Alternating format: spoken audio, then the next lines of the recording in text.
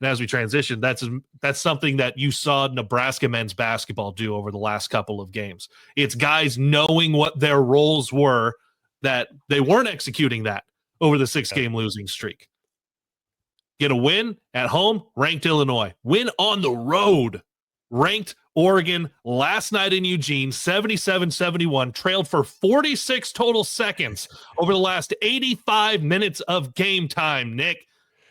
This team, whether it's Bryce Williams saying, I'm going to go be an alpha, it's Juwan Gary saying, I'm going to get to the rim, I'm not shooting threes. Yep. Coming off the bench, Raleigh Wooster hitting some mid-range shots, goes 4 for 4 yesterday from the field. It feels like the roles got figured out.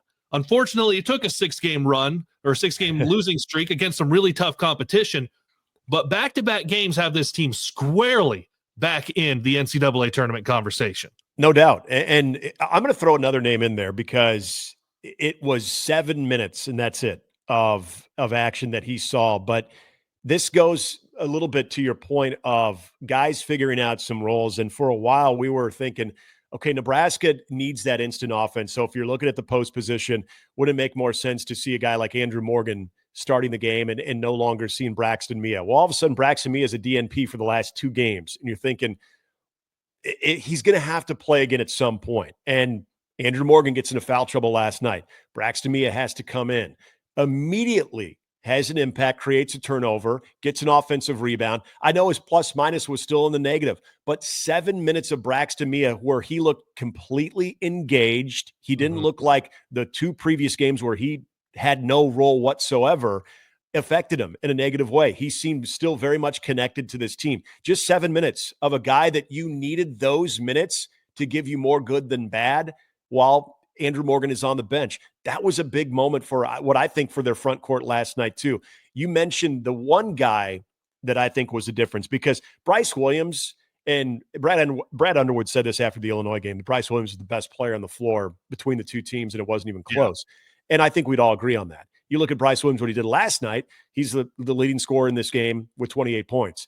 Without what Juwan Gary did, Nebraska does not win this game. Juwan Gary was relentless. Juwan Gary did not hesitate. Juwan Gary was not overthinking anything. When he got it, he went. When any time that Oregon tried to claw back into that deficit, I think at one point it was a 4-point lead for Nebraska. He got as close as 4, yeah. Yep. And then what happens immediately?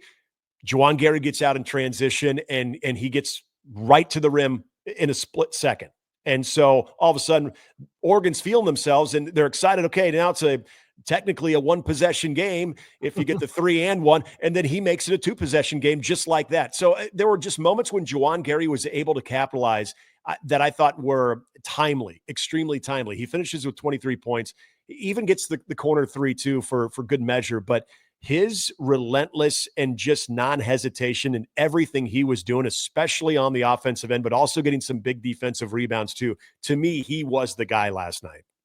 Juwan Gary, 23 points, 5 rebounds. Bryce Williams, 28 points, 7 boards, 6 assists. And the 2 of them, because they're a tandem in so many of these when the team is having success or the lack thereof, they shot 16 for 28 together from the field, 16 of 19 at the free throw line.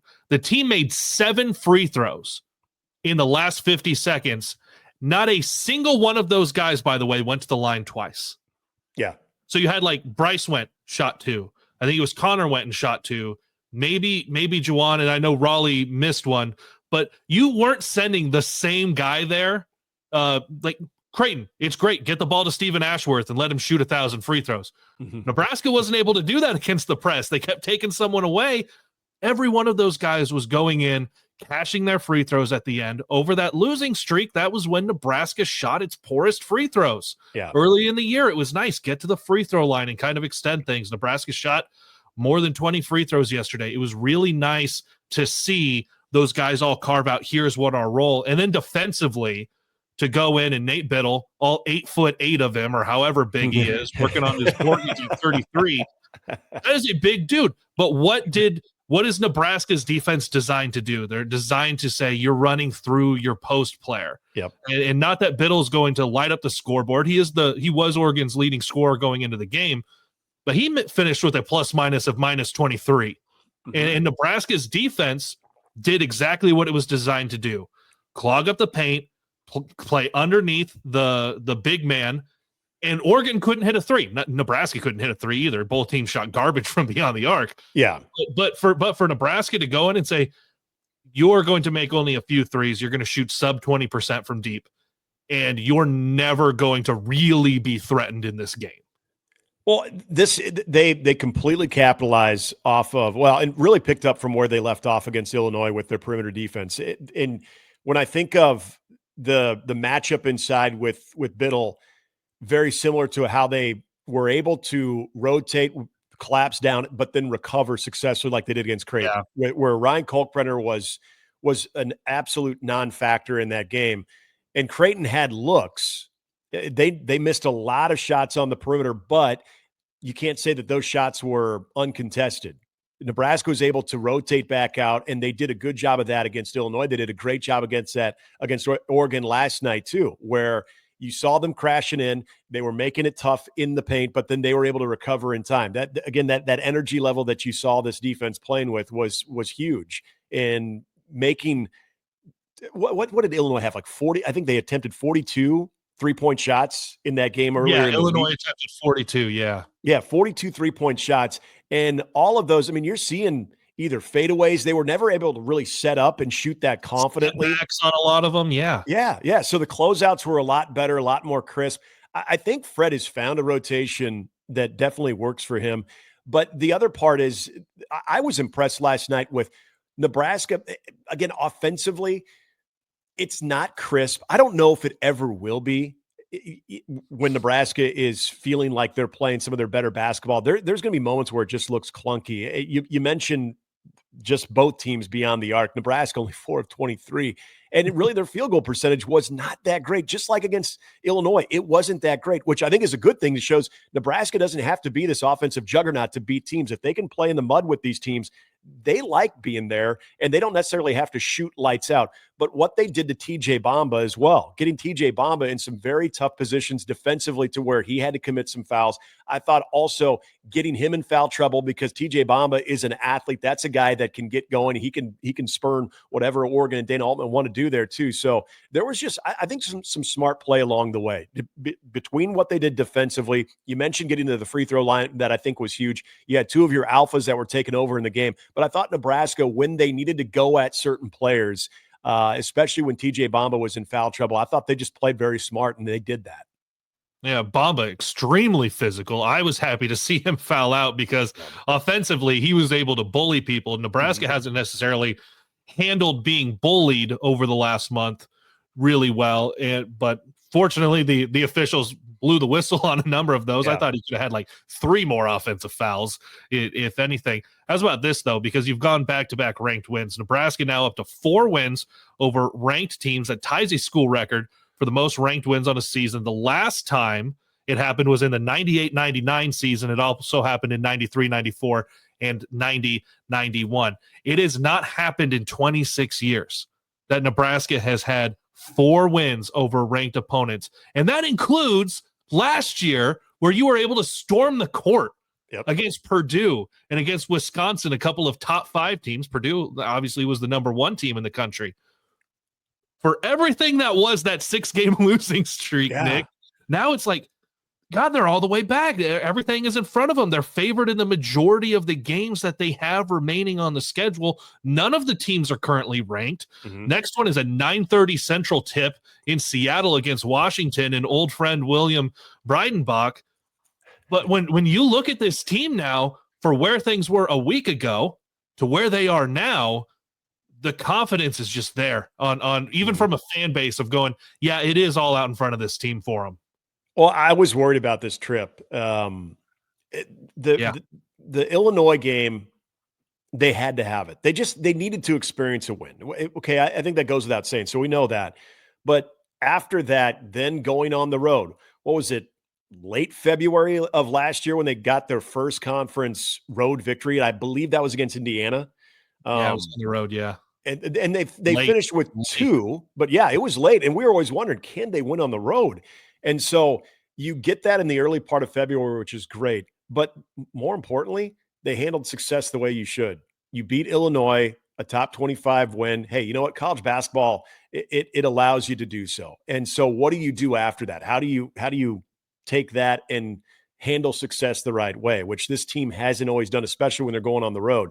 So they checked a couple of major boxes here in just the last handful of days of getting a significant top 25 win against a good Illinois team, but then going on the road. And even though Oregon is fighting it a little bit, they're still a top 25 team. And what that team did early in the season, their resume, that is still a very good win.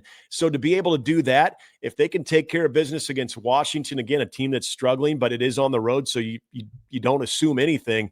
You're right. That schedule, all of a sudden you're coming home, back-to-back games. You got a game on Super Bowl Sunday at home, and then you don't play till I think Thursday, but at home as well. Yeah.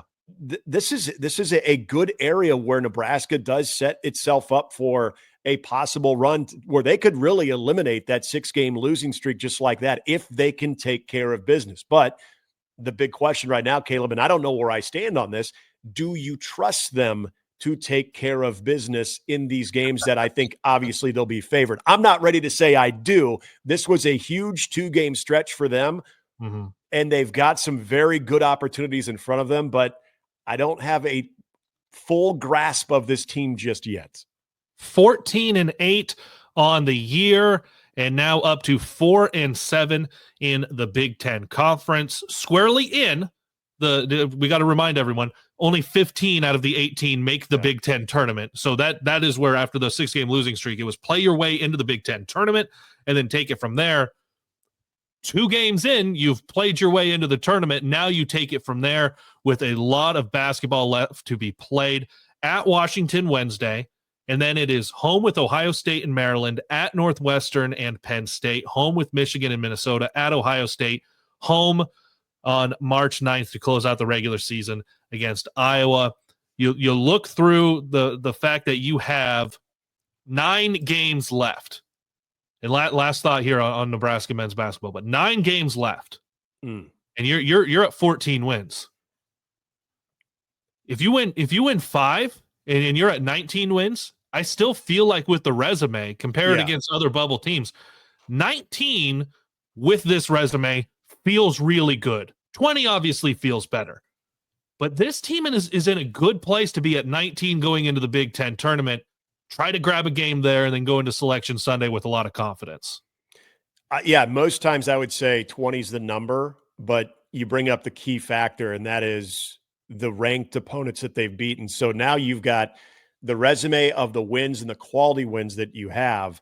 That's why you're going to continue to hear people until Nebraska plays next of the first time in 26 years that they beat 4 ranked opponents, because that actually does matter when it comes to resumes. And so if you're going to erase that 6-game losing streak and put yourself on the good conversation of the bubble, you've got to do exactly what Nebraska did. Now you're in that danger zone of you're not going to gain as much of what you just did these last 2 games when it comes to your resume. It can only hurt you, and you could take a big fall if you lose. But the good news is these are games that, given the types of games that you've won, you should be able to go out and collect a handful of wins there. So I would think 19, they would be in good standing when it does come to the amount of wins that they have, but also the quality of wins that they have in that stretch. Now everybody needs to be big fans of Oregon. Everybody needs to be big fans of UCLA, and you need to be a big fan of Illinois as well. And I'm not going to throw out Creighton there. I was going to say, don't say it, but we get it. But we get it. It makes the win look that much better that you can point to 2 ranked wins on the road this year, not just beating ranked teams at home, but doing so on the road. Welcome to the Big Ten, or welcome back to Nebraska, Dana Altman. Think about that, getting wins over Creighton and Dana Altman in the same year. Yep. Not a lot of teams, just because there's not a lot of crossover, but not a lot of teams get a chance to do that. Not at all.